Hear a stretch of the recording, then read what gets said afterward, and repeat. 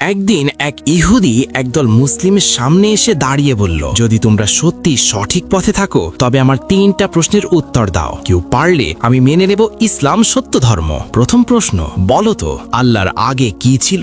সবাই চুপ, কেউ উত্তর দিতে পারল না। তখন ভিড় থেকে একটি ছোট শিশু বেরিয়ে এসে বলল, আমি উত্তর দেব। শিশুটিকে দেখে ইহুদি হেসে বলল, ঠিক আছে বলো। শিশুটি বলল, আপনি 10 থেকে 1 পর্যন্ত উল্টো গুনুন তো। ইহুদি গুনল 10, 9, 8, 1। তখন শিশুটি বলল, 1-এর আগে কি? ইহুদি বলল, 1-এর আগে তো কিছুই নেই। শিশুটি মুচকি হেসে বলল, যদি গাণিতিক 1-এর আগে কিছু না থাকে তবে আমার এক ও আদিতীয় আল্লাহর আগেও কিছু নেই। তিনি আদি, তিনি অন্ত।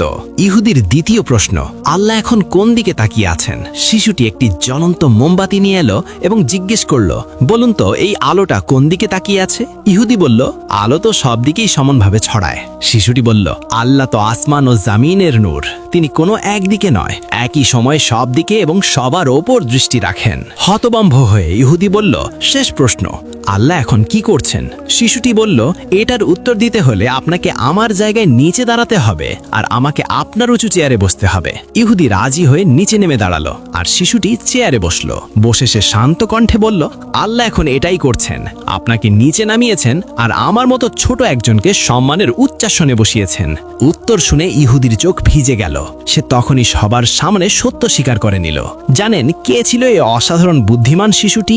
ইতিহাস বলে ইনি ছিলেন ফিকহ শাস্ত্রের জনক ইমাম আবু হানিফা রহমাহুল্লাহ। তার এমন প্রজ্ঞার জন্য কমেন্টে লিখুন সুবহানাল্লাহ।